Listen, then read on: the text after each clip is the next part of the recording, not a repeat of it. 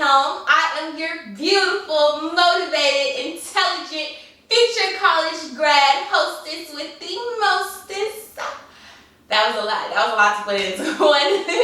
That was a lot I just said, but I just want to give y'all an adjective to describe myself every episode, so I'm going to try to get creative with y'all. This episode is sponsored by Cruising Productions. Cruising Productions is a mix of streetwear and misfit clothing. The brand offers t-shirts, hoodies, jackets, anything you can think of when it comes to clothing, and also they offer custom design wear. The brand was founded in the summer of 2017, and you can find them on all of the platforms listed below in the description box. First, for chatting time, I want to talk about Mr. Rodney Reed. He is on death row right now, and he is scheduled to be put to death November 20th. However, he is an innocent man, and here is the facts that I have drawn for you all. Since his trial, evidence beyond a reasonable doubt has been shown to the governor, and he still won't exonerate him. Reed was found guilty of murder back in 1996 of Stacey Stites, who was a white woman that he was having an affair with. He was also convicted by an all-white jury. That's very important. If you know, you know. A jury plays a big role in your trial. Almost as big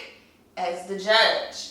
Almost as big. Don't forget that. The real killer of Mrs. Stites is Jimmy Fennell. He was her fiance, and he also was an ex-cop, and he was also very racist, so I got the receipts for you all. Jimmy Fennell served 10 years for kidnapping and sexual assault after Mrs. Stites' death. Fennell confessed to murdering Mrs. Stites in prison to an Aryan Nation leader. His name was Arthur Snow, and Arthur said that he was done with the Aryan Nation, Aryan Brotherhood. He said he felt in his conscience that he had to do the right thing. So he spoke up to the police and was like, I don't care if you call it snitching, this is weighing on my conscience. Mr. Fennell, he did it. He told me he confessed. And the reason why he confessed is because he needed protection inside of prison. Because like I said, Mr. Snow was an Aryan Brotherhood leader. Fennell talked with Mr. Snow frequently about his ex-fiance and about how he thought she was having an affair with a black man. Mr. Snow also noted that every time he spoke about his ex-fiance, that he spoke with hatred and just disdain for her. So Snow, the Aryan Brotherhood leader, said, in quote, that Mr. Fennell said, I had to kill my nigger-loving fiance. Investigators have already said that it is impossible for Mr. Reed to have killed Miss Stites. Dr. Phil and Kim Kardashian have hopped onto this case, and they are trying to get worldwide coverage because it is about to be 15 days until he is put to death, and that's so sad and tragic. Or if y'all know our governor with his little racist, bigot, I'm not going to get into him. If you know about Mr. Abbott, then you can understand why he's just not jumping onto this case. They have had evidence that Rodney Reed did not commit this crime for years, and they still have not took him to trial to retry the case.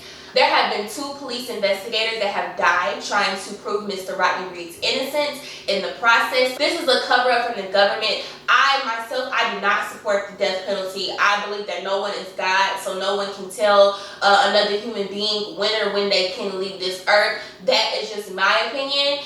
Y'all, please sign the petition so we can look into this and so they can retry it, and so that my man Rodney Reed can be free. He's been in prison for 20 plus years. It's just another way the system has failed black people. The death penalty is meant for people like us because they know that they won't go back and retry these cases. It's another setup. It's another way to just hold us back as people, and I feel like us as a people, we need to stand up for Mr. Rodney Reed. Like, he's counting on us. We've had Dr. Phil, we've had Kim Kardashian, we have all of these people coming in looking at his case, but where are our black leaders? Like, y'all need to use y'all voices too. I know Sean King has been advocating on his social media, and you know, we all have our ways to feel about Mr. Sean King, okay? Because he's done some pretty questionable things in the past, okay? So if Mr. Sean King DM you, ask you for a GoFundMe link, you run away, okay? Don't give him nothing, okay? But give him your support. Go sign that petition, all right? So for those of you who know, the Harriett movie was released last Friday on November 1st.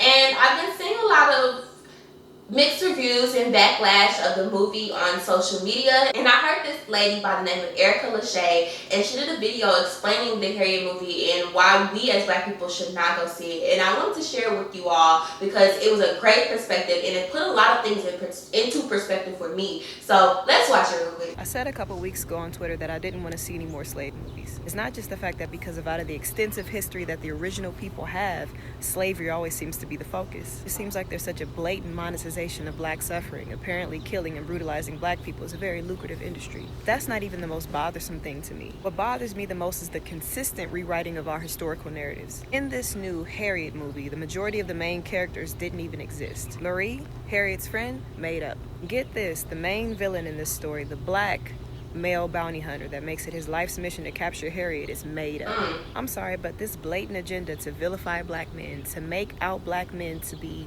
these violent thugs or these sexual deviants, has to be called out. How you gonna make up a villain and make him be a black bounty hunter at that, which was incredibly rare?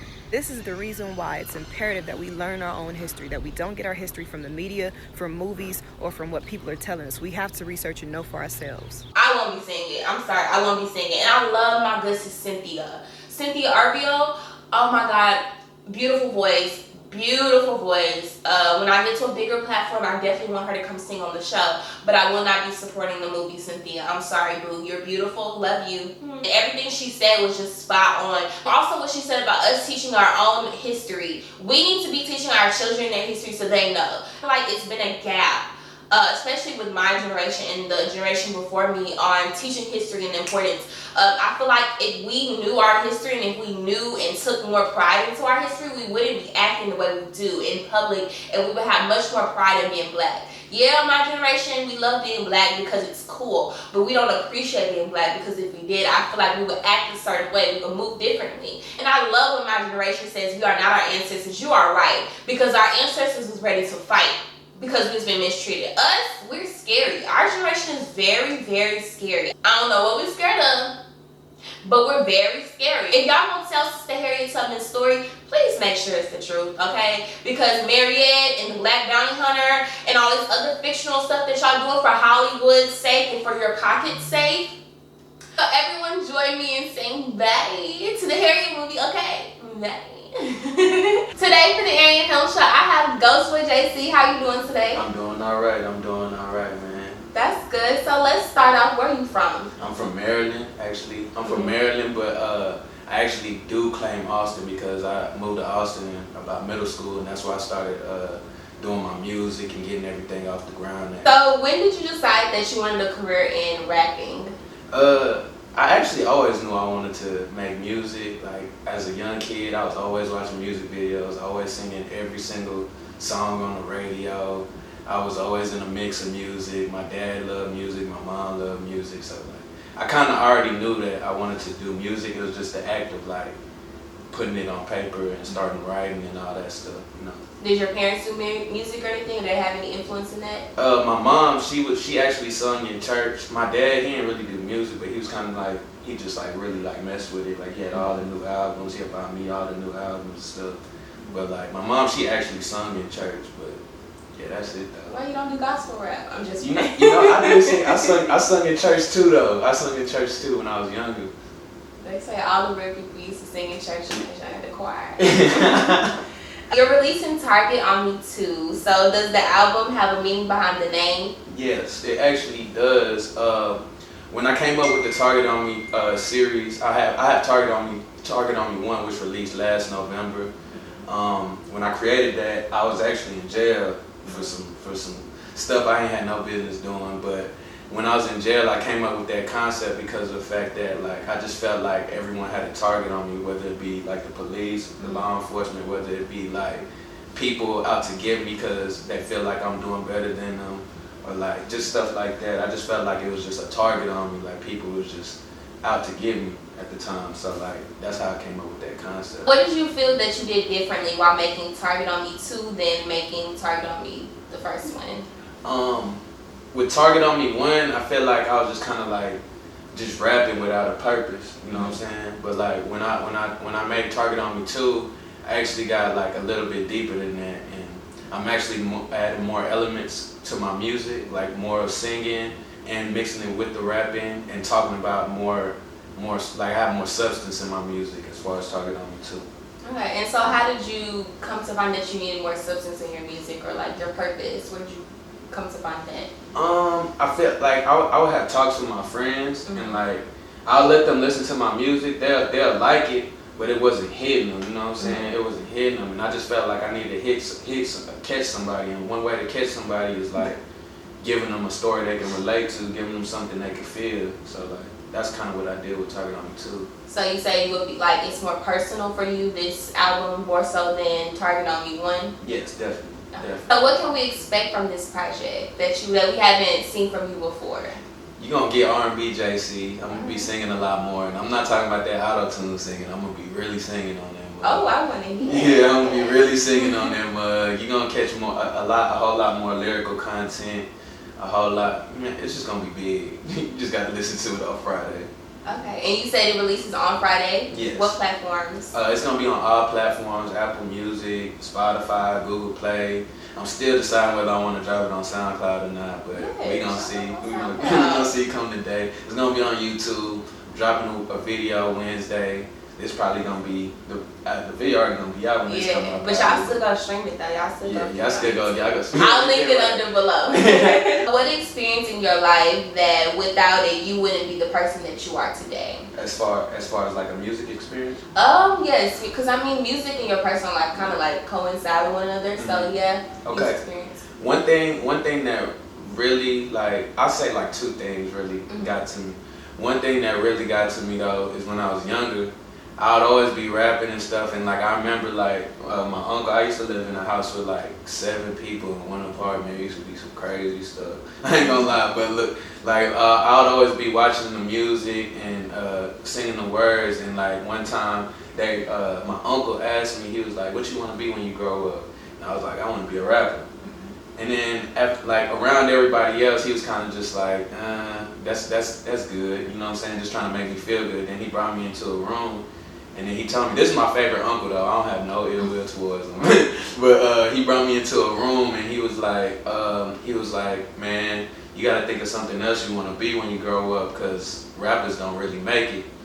And like that kind of like touched me, cause I felt like, man, I'm one of a kind. That's how I've always felt like I was one of a kind. So yeah, I always felt like that. So I'm not gonna compare myself to the people that didn't make it. I'm gonna really just go out and just do it, cause I know I can do it. Oh, that's a quote right there. Yeah, facts. But yeah, and then another one that really like shaped my experiences was when I went to like, I've been to jail a few times, you know, but this past time I went to jail, like it was like for a longer period of time. And when I went, like it kind of had me thinking, because all you can really do in there is really think. And I was in there just really thinking of like how is the future going to be? Like, do I want to take the road where I end up in prison, or do I want to take the road where I thrive, you know what I'm saying? So like I decided I wanted to take the road to thrive, so it made me put my focus down, like focus more on what I wanted to do. Because before I loved the music, I was doing it, but I wasn't really like focused. I was focused on partying, women, doing all that other stuff. But like now, like I just feel like my focus is strictly on the music and like where I want to go in the future in life, as well as like my mental health and all that. So yeah. So you said you were younger when your uncle told you that? Yeah, I was about 5 years old when he told me. Okay, so how does he say now? Like you performing, you doing South by Southwest, like you doing it? Man, like it's crazy because my mom just got married, and like I seen him for the first time in a long time. He was like, man, you got grown and all that stuff. And then I started showing him, I didn't bring up the past, what he told me, but I started showing him my new music, and I started showing him, like, telling him about what was really going on. And when he heard that, like, he was surprised. Like, you could see it all in his face. He didn't even believe the music I was showing him was me. So sometimes you gotta create that reality, because some people can't see out their own reality. Exactly. So. But it's not for them to see. Like, it's my own vision, you know what I'm saying? So they're just gonna see it once it comes. So who was in your top 3 rappers, and how have they influenced you or your music? My top 3 rappers. Of all time. This is kind of hard because I like a lot of rappers. I like a lot of types of music, but like as far as my top, I would have to say Biggie. Oh yeah. Biggie, he's one of my favorites. Like I still listen to Biggie all the time right now. Biggie in my top 3 too. Yeah, and then another one I'd have to say, like that really resonates with me is Tory Lanez. I really like Tory Lanez. Most people wouldn't put them in their top 3 all time, but I put him there because I've been listening to him since like before he was on. When I was like in high school, I was banging him, And like some of the stories he talks about, and if you watch some of his interviews, like I felt like I really related to a lot of the stuff that he would talk about. And in his music, like I don't know, everybody says that we like the same type of artist. He really, his music really like resonates with me. The things he talks about, like, and also a lot of people say Tory Lanez is like real, like he's not a people person whenever you like talk to him in person, but I'm really not worried about all that, you know what I'm saying? But like from what I've seen, like the stuff he talks about in his music, that really resonates with me. And then my last one would probably have to be, oh man, I'll have to say two. I have to say two more. I'll have to say Drake, just because like he has like the biggest following next to Michael Jackson, in my opinion. Because I honestly feel it's bold, but I feel like Drake is the next Michael Jackson. People would hate me for that. But I honestly think that. And then another one, I would say is Busta Rhymes, because I'm all the way into like the different type of like someone bringing like a new wave to music and people being able to follow that, you know what I'm saying? And Busta Rhymes, he brought a whole different flow. Like I still don't see people rapping like Busta Rhymes, and it's crazy, yeah. Wow, I'm actually very shocked about Tory Lanez. Tory Lanez. What's your favorite song by him, so I can go listen, like a good song that you like resonates with you? I like this song called "Why Don't You Love Me." Mm-hmm. Why Don't You Love Me? He basically talking about like he had a girl, he gave her everything she want, but she still don't love him. And that song is real, because there's been times like I've been with girls and I was just like, I was doing everything they asked for, doing everything they wanted, but shit still wasn't going how it was supposed to. So yeah. Ungrateful. Ungrateful. All right. So, do you have any mentors in the industry that you look to or you call on, like if you need any help or advice? As far as in the industry, like the people I have right now, as far as the industry, like they not really names you would hear. They're kind of behind the scenes. But like someone that you'll probably hear is my brother. He's not my real brother, but my close partner, Harriett. He's not in the industry, but he plays in the NFL. He's like one of my closest partners, and he really be putting me on game with what he sees, because like he lives a different life than I do. Like he's all in the spotlight. He sees people in the spotlight, like Migos, you name it. But like he really like puts me on game and things I need to be doing and things I need to like involve myself with, and people I need to cut off, people I need to keep myself around. So yeah, that's one person I say is a mentor. And it's crazy because he's a little younger than me, but you know what I'm saying, he got knowledge though. Okay. He got knowledge. So how do you stay focused when you go to the studio, or just like stay focused in your music career? Man, how do I stay focused, man? I know you said you were just now getting back focused. Like, yeah. So how did you get back focused? Really, I'll say I stay focused because like this music stuff that I'm doing is way bigger than me. You know what I'm saying? Like once I make it, and I'm claiming that once I make it, like my mom, like no one in my family ever really been rich, so like I'll be the first one to be able to do something for my family to get them higher, in a higher position, you know what I'm saying? And like no one has ever been able to do that, so like I put that responsibility on myself to just make a better life for my family. Would you mind being famous, or do you not want to be in like the spotlight? Because you know you have rappers that they're rich, they're making money, they're on like J. Cole, but he doesn't like the spotlight. Would you be in the spotlight? I'll say yes, cause I call myself an introverted extrovert, I guess. And like I would be able to be in the spotlight, but I still need my me time. You know, I'm able to like handle myself in the spotlight. You know what I'm saying? Anxiety might come a little bit, but I'm still cool. I can handle it. And but I just need my me time. I just need my me time, basically. Do you have any upcoming shows for the rest of the year?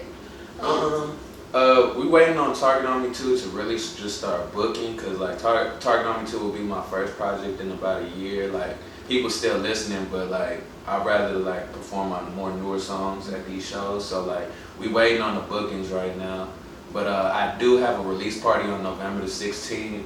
It's gonna be something pretty big, you know what I'm saying? I'm gonna send out invites and stuff this coming week. But yeah, we're gonna do it big. I'm gonna be performing a lot of my songs off the album on there, off the EP on there, on that release show. So. Okay. And what is a dream festival concert that you would love to do? Like dream, I would say. Like a Rolling Loud or like. Yeah, I'll say Rolling Loud or Coachella. You know what I'm saying? Yeah, Rolling Loud, Coachella. I'll also say ACL though, because ACL, like I grew up seeing like people perform at ACL, and like that stage would be crazy, especially doing it in Austin, which I consider my city. And like I don't usually see too many like Austin artists perform on those type of stages in Austin, so it would be great to do that. Do you get nervous before performing? A little bit, you know, I get a little bit nervous, but like once I get on that stage, all that nervousness turns into like excitement. It just adrenaline. You have like a ritual before or anything? Like what do you do before?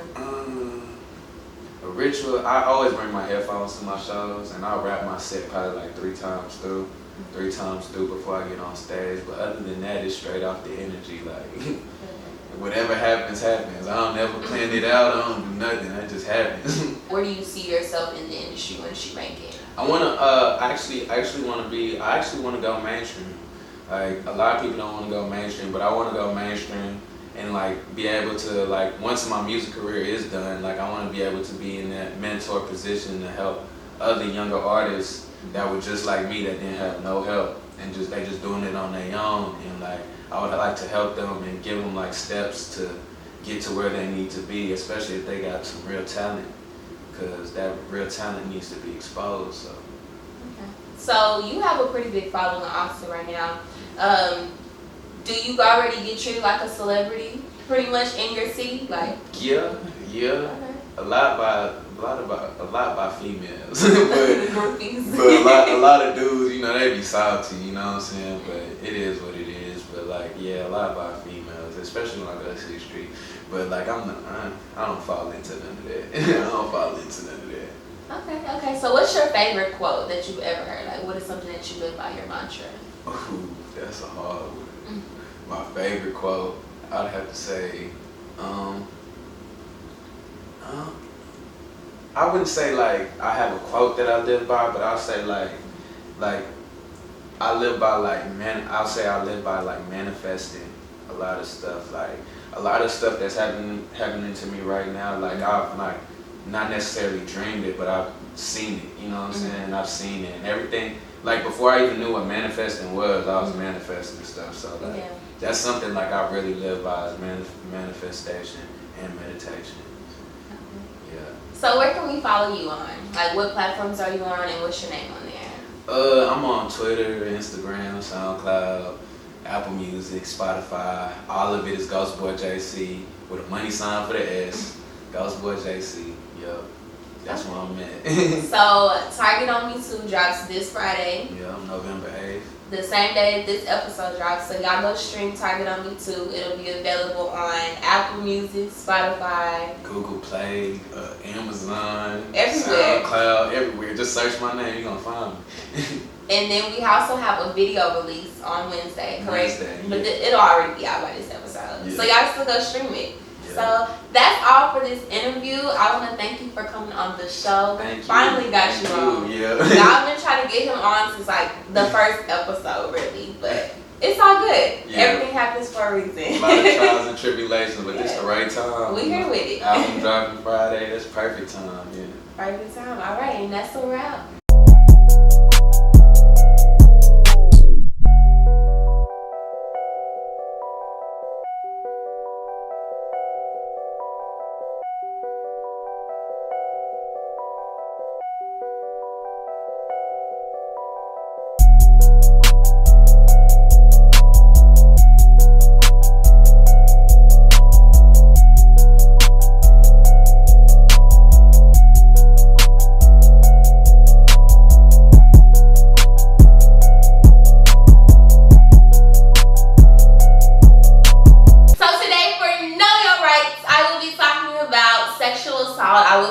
On this topic today for this episode, so let's get into it.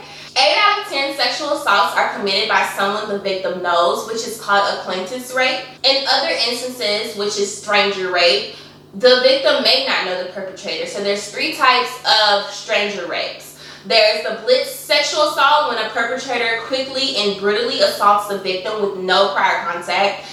This is usually at night in a public place. It could be at the club, it could be in an alley, it could be anywhere that's in a public space. It could be on your way to your apartment. Like, you gotta be safe out here, y'all. The second is contact sexual assault, when the perpetrator contacts the victim and tries to gain their trust by flirting, luring the victim to their car or to their place of residence. I was about to say something very slick on this show, but I couldn't say it. Watch these men, ladies, and men, watch these ladies, okay? People are always plotting. Whether it's a good plot or a bad plot, people are always plotting. Stay aware and be alert at all times. And no matter where you are, be alert. Be always on a swivel, always paying attention to someone's actions. If they're acting funny, if they're talking funny, if they got a weird vibe to them, pay attention to those vibes, y'all. Keep yourself safe out here. And the third is home invasion sexual assault, when a stranger breaks into the victim's home to commit an assault. You can report sexual assault to your local police station. They can take your statement at the precinct, or they can take it at your home. Posting the details of your sexual assault and the predator can help on social media to an extent. Social media cannot hold him to the value of the law. So we can't send him to jail. We can't really do anything ourselves that can be justified. Today, for Know Your Candidate, the 2020 edition, I will be talking about Mr. Cory Booker, who is part of the Democrat Party. Cory Booker was a senator and former mayor of Newark, New Jersey. He was known for his criminal justice reform, reducing racial and economic inequalities, and also legalizing marijuana. Shout out to you, Cory Booker.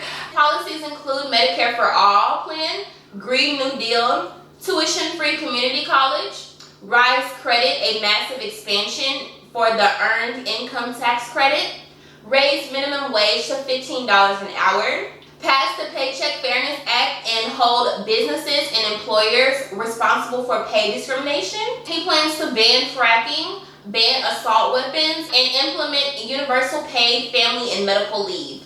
For more information on Cory Booker, you can visit corybooker.com or follow him on Twitter at Cory Booker. Like I said last episode, following them on their Twitters or their social media accounts can be a great way to stay up to date with their policies and their campaign. Today, it's time to bring real music back to records. I will be talking about Miss Kristina Michell. I will have her Instagram tag below. Let's get into this voice, y'all, because my good sis, she's there. Circumstances change and people rearrange. That was beautiful. And the only consistent is time. Yes. If you wanna take a chance on me, then you'll find that I gotta be free. Oh, with the Jesse J. Take advantage of my mind, 'cause it may not be here tomorrow.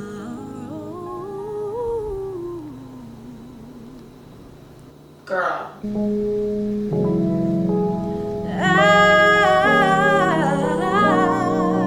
I just wanna say Yes, ma'am. that I'm thankful for all the love you've given me. Oh, I'm so thankful for the love that you've given me. Yes, ma'am. Oh, Girl, you better sing. thank you. Yes, ma'am. Here goes the last one. Funny Valentine, sweet comic Valentine,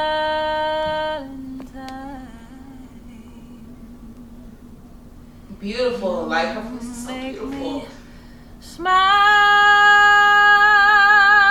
with my heart.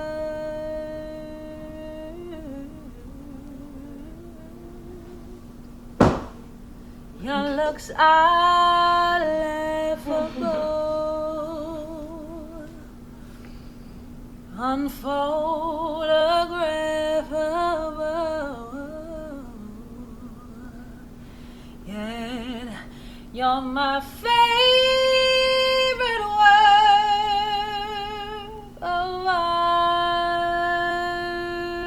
Like the soul, like the tone, the range, like, ah, man. And I heard some influence of Whitney, Jessie J, and I can't figure out who the last person. I want to say Tori Kelly, because I heard some runs that was kind of similar to Tori Kelly, but her name is Kristina, and y'all go follow her on Instagram. She posts a lot of singing videos, and I'm always appreciative of singers who post singing videos. Like, I literally just made a tweet the other day about how people have singer in their bio and no singing videos. That is a wrap for episode 7. I want to thank you all for your support. Last episode was my 20th episode of doing this, and I'm just so excited for what is to come. We're only 21 episodes in. I can't even imagine where I'll be at the 100th episode. Like, that's crazy to me. Please like, comment, subscribe, and share all those great things for this episode. And that is a wrap for episode 7. And I'll see y'all for number 8. Bye.